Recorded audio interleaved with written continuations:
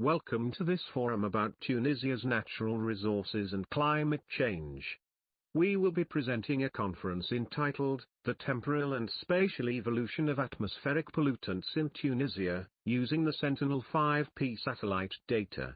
In this conference, we use daily satellite data, from the European Centre through the European Programme for Cooperation in Environmental and Industrial Research, Copernicus. The concerned pollutants are sulfur dioxide, nitrogen dioxide, ozone gas and carbon monoxide. One of the missions of the National Meteorological Institute's Air and Maritime Pollution Service is to monitor pollutant concentrations on a daily basis over 24 hours, and to publish technical monthly reports about the air quality in Tunisia. Scientific research has also been published in some American journals showing the impact of the corona pandemic on air quality in Tunisia and around the world. According to the World Meteorological Organization, air pollution refers to a change in the chemical, physical or biological factors of the internal or external environment that results change in the natural characteristics of the atmosphere. There are two types of pollutant emissions, natural and human. 1. Natural pollutants come from lightning, volcanoes and forest fires. 2. Human pollutants come from factories, land, sea and air transport. According to scientific studies, if the concentration of pollutants exceeds their limit values, they will have negative consequences on human health and can cause him certain diseases such as asthma, headaches, nausea and dizziness.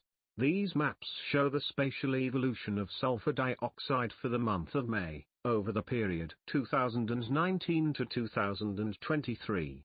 This distribution shows a significant decrease in this pollutant during the period following the corona pandemic, COVID-19. This figure shows the spatial distribution of the previous maps according to latitudes of 30 to 40 degrees north, where we can see a gradual decrease of this pollutant, especially in the regions of Grand Tunis and around, regions between 36 and 37 degrees north latitude, where factories and most means of transport are located. These maps also show the spatial evolution of ozone gas for the month of May over the period 2019 to 2023. They show a significant decrease in the northern regions. This phenomenon has not been influenced by the corona pandemic. We will explain this later, based on the previous map's distribution with northern latitudes, from 30 to 40 degrees.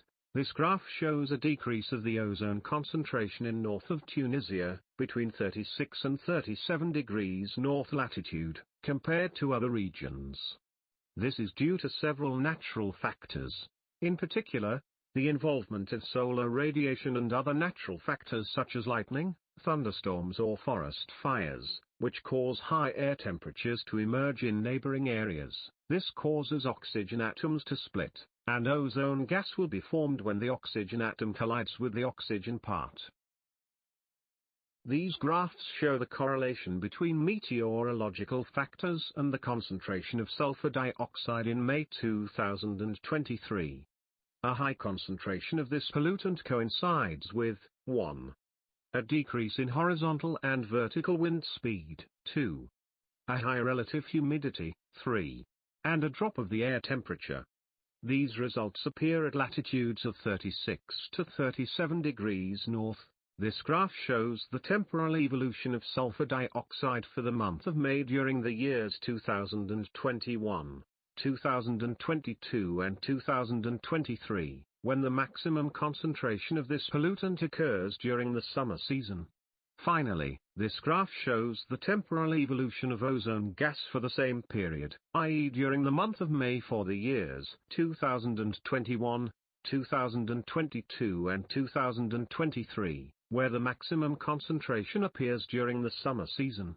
Finally, and following the advent of the corona pandemic, particularly from the general containment period, which began from the end of March 2020 to the beginning of April, a significant decrease was observed in the concentration of pollutants of more than 40% in most Tunisian regions, due to the human activities decreases, and as a result, air quality improved significantly from this phase of the year 2020. followed by successive decreases during the following periods, which were repeated during the years 2021 and 2022. Thanks very much for attending this conference.